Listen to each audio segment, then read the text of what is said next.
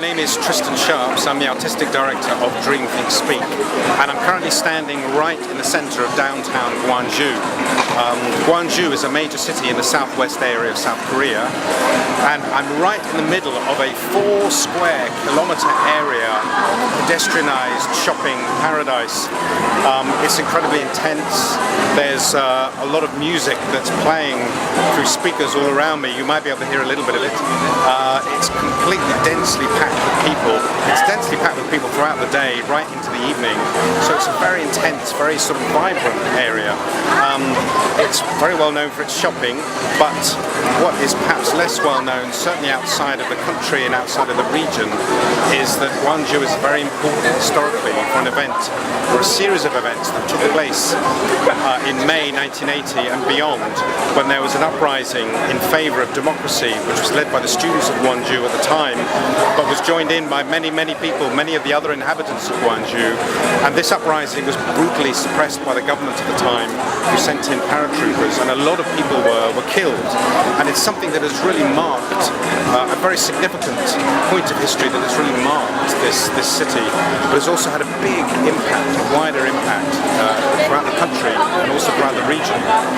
It was very much responsible for the transition towards democracy that occurred towards the end of the 80s, but also had a big impact on other events such as Tiananmen Square, and it's something that is celebrated in the region, but perhaps not celebrated so much beyond the borders.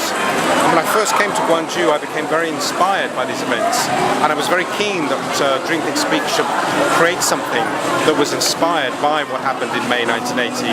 But I don't want to do I cannot do a production about those events because I'm not an expert.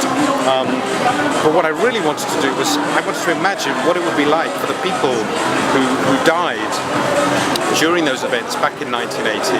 What would it be like if they then stepped into the shoes of the people who are walking along these streets now and were looking through the eyes of 1980 at the world of 2013? How would they find this world? What would they think of it? How would they deal with it? Would they be curious? Would they be shocked? And would they ask themselves the question of what did they die for? Or what is democracy? Or are we free now and not so free back in 1980? These are really kind of interesting questions, and they're questions that the production will ask. I can't answer them, only the audience can answer them. It'll be a collaboration between Dream, Think, Speak and with artists and technicians from Korea and also from Japan. The production will be opening in Gwangju in South Korea before moving to Kochi and Kanazawa, both of which are in Japan. And every single thing that I'm experiencing at the moment, and that you're perhaps able to see behind me here in Gwangju, the spirit of everything that you can see, we'll recreate here. We are now in a location in the center of Gwangju. It's an abandoned building. I can't tell you at the moment exactly what the building is or what the building was. That will become apparent to the audience when they arrive for the production. But we're not aiming to recreate in a representational way everything that you've just seen in this building. It's the spirit of it that we want to recreate. That's the most important thing. It's the spirit of that very modern, very vibrant world that we've just seen outside. We want to recreate that here inside this space.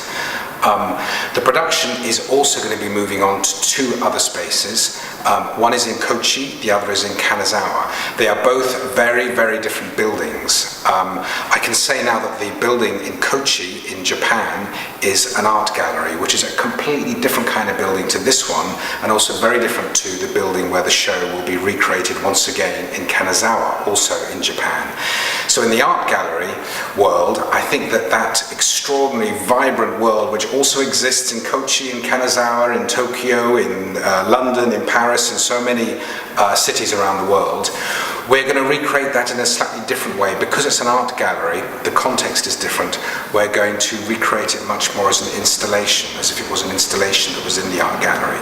In Kanazawa, it's a completely different building again, and the building in Kanazawa is very much like a metaphor for all the things that you've just seen previously when we were in the streets of Gwangju.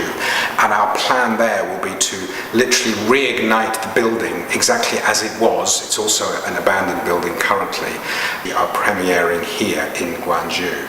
The production will be the same production, but it will move in different ways and it will be reconfigured and recreated because the spaces, all three spaces, are very different spaces.